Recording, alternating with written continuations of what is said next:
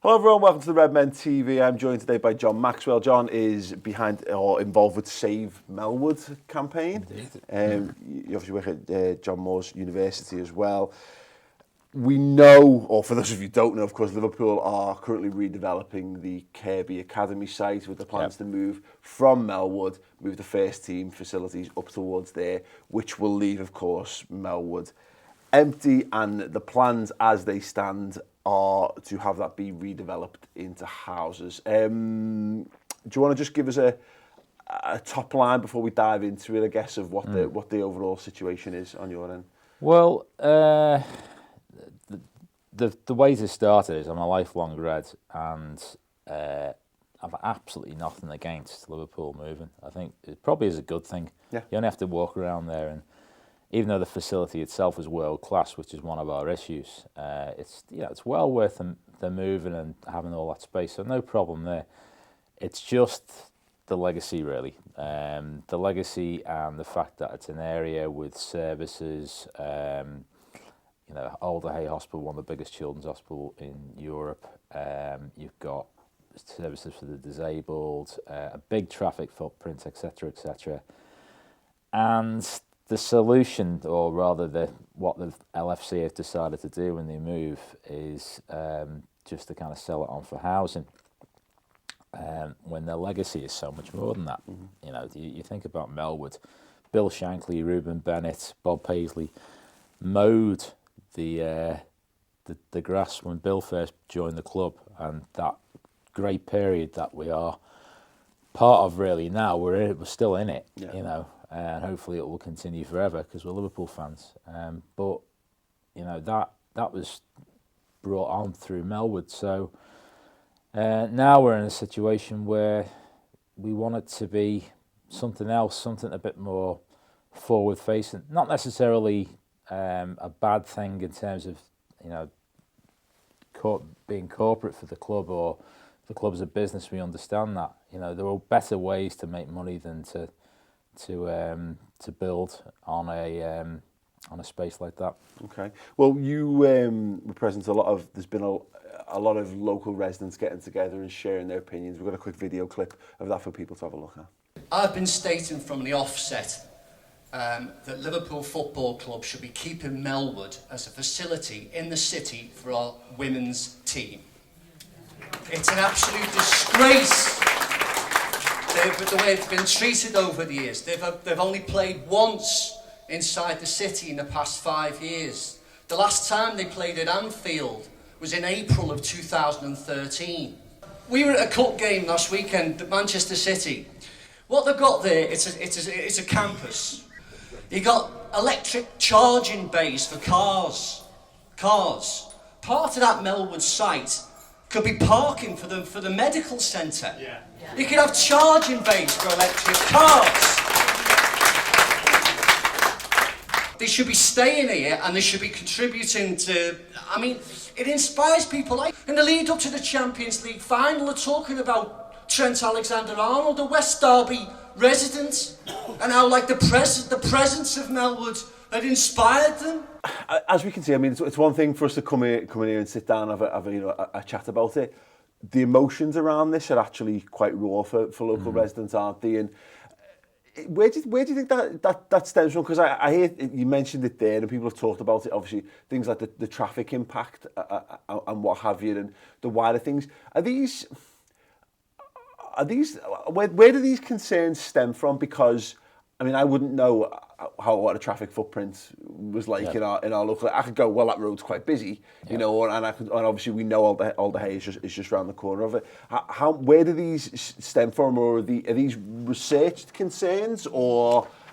Yeah, well, you can go down there at any time between 7 o'clock and 9 o'clock on a not just a weekday morning, actually, in the weekend as well.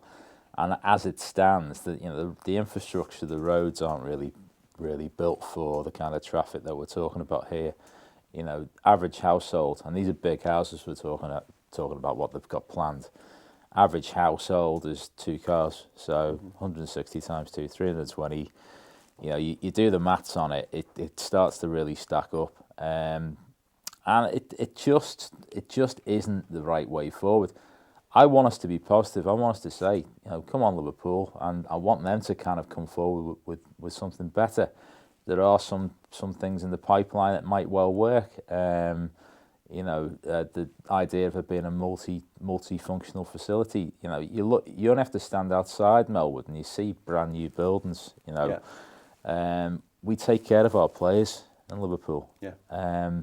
We can take care of the women's team. They're based up in Tranmere. It's not Tranmere Rovers Women's FC. It's Liverpool FC Women's Club, women's side. So why not base them in Melwood? I think the thing that speaks to me on the traffic, I think I actually live around the corner, and I know that there's a Tesco's that was opened, which is down the road. If anyone's ever tried to get out of that Tesco's, will know how busy that road is. That leads around past. Yeah, it's ridiculous. But I think the thing that resonates most, and I've seen it a lot from people, is that, yes, look, ultimately, if you build houses, because this is the thing, you can build houses, and those people become part of the community, and that's this is one of those things that I'm sure, look, if it happens, there'll be ramifications, but in a generation's time, it'll just be what it is. You've seen the Point has been opened just around the corner. There's there's been houses built in that area in the last 15, 20 years or whatever. Yeah, but the thing for me is two things. That Melwood should stand for something, and also, but I think you're right, is that it's there. The buildings are there already for something. It's just, but are there viable alternatives on the table, or are they existing, or is this a thing of like, wouldn't it be nice if? Oh, absolutely. I mean, at Liverpool FC, we went from to meet them at Anfield, and it got a little bit, let's say, a little bit warm.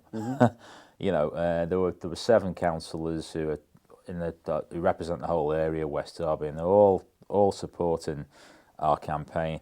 Quite a few of the kind of residents committee were there, and there were 3 representatives of LFC there, and there was a kind of real a feeling that they didn't really want to touch any options here, but there was also a kind of non-committal thing, so maybe there could be a kind of a change here, and I'm hoping there's going to be a positive change in the thinking of LFC from the top all the way across. It's not something we want to be knocking on Jurgen's door about. I think he's got enough to be concerned about. No, absolutely. But this is what we were talking about this before, and then you mentioned at the top, there's a lot of people involved in this, all are Liverpool fans, and there's obviously what you've been keen to stress is there's the lads doing the job on the pitch. Yeah. And then there's a business side of Liverpool. Now, I don't think anyone's unappreciative of the fact that, okay, look, we can say £7 million is being kind of floated around or whatever that they might get for that plot. It's not an insignificant amount of money, but it's also in the grand scheme of things, it's not when Liverpool, the amount of money that Liverpool deals with on a year by year basis. It's also not a game-changing amount of money for them, I guess. Yeah. But this must be difficult for the people involved, though, because you don't want to come here and you don't want to go out and have to hit the streets and be perceived to be slagging off Liverpool. It's all the stuff that actually brings us happiness on a daily basis. Not when Liverpool are performing the way they are as well, but you can't just I guess you're just not going to go quietly into the night because it's great that Liverpool are performing well on the pitch. That means everything's perfect, because it doesn't mean that everything's perfect. I mean, all these kind of arguments, they kind of went away in a way when we decided to stay at Anfield, and it's the same sort of principle, the community against what's going on, and what the impact was, and then FSG decided to keep us at Anfield, and but I don't expect for a second for us to stay at Melwood and be just for the sake of a 70-year legacy, which is beautiful and important, but realise they've got to move on. But there's an underlying thing about identity with the club and us kind of walking the walk as well as talking the talk. The whole thing of us being connected to our fans, connected to the communities that we're based in. And the same would apply to Anfield, and that's probably a different story in a way, but it's the same sort of principle. Residents haven't had a great history, to be fair. No, they've been kicked 7 ways to sunshine in a lot of ways, and I think there is a real opportunity for Liverpool Football Club to stand up and go, yeah, okay, we can make this work. We're a £1 billion organisation. We've got a lot of resources behind us, but we remember what we're about. we're going to do what our marketing speak actually says, you know, to kind of to really support the community in a positive way. There's also possibly really good splashbacks of this as well for the team, and for, you know, we want to see, you've got Trent, he's a West Derby lad, or Tuebrook lad, you know, and he comes from a local school. Stevie G from Cardinal Heenan, just down the road. Great at bringing players. You only have to walk into Cardinal Heenan. There's a gallery of Premiership footballers right there, and other sports. You know, why not give the opportunities to local schools to use that facility? And they get a little taste, and you know what it's like. A young player, a young kid gets a bit of a taste, and next thing, they're in the woodwork and the part of the club, and it grows from there. Has there been any interest from any quarters to make that a reality? Well, there was apparently, and I know we need to find out a bit more about this, but one of the councillors, Harry Doyle, published something in the Echo about a futsal organisation as well that are interested. Now, LFC, prior to them getting the outline planning permission, said there were no kind of alternatives to the housing thing, but it sounds like, you know, that sounds really positive. I don't know much about it, you know, I only know what was in the Echo, but it'd be nice to find out a little bit more about that. It's only speculation at the moment. I think, though, anything like that could work, and I've been saying this for a while, like a multi-purpose facility. Someone could get married there. Imagine being able to get married at Melwood. You know, well, some people would appreciate that. Some people may, but, you know, possibly a hotel facility there. Like, you know, you only have to walk around town on the Saturday morning before a match and see the amount of visitors coming in who want somewhere to stay. My wife used to work at a hotel on Queen's Drive, and it was absolutely heaving before a game. You couldn't get a room anywhere. You know, more of a facility like that, and it will still be significantly less of a traffic problem than it would be if you put 160 houses down there. Would the group then prefer this to be a plot that Liverpool Football Club keeps, maintains, and does something with themselves, or would is there, you know, find a private investor or what have you who has something positive to do with it? I think either as legs, as long as, you know, whoever it was who came in, you know, had that kind of partnership, that legacy, and they were careful about what they did.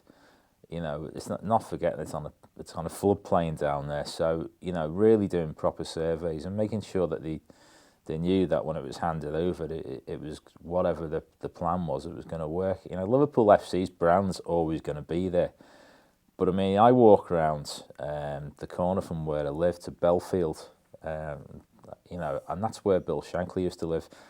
As everyone knows, right next to Everton's training ground, so you could get the skinny and what the Blues are doing, which is funny. But you look at it now, and it's a whopping big housing estate. Again, I think Melwood would be even bigger than that, and it's too much. It's too much for the local community, too much for the services around there. You know, so why not do something different?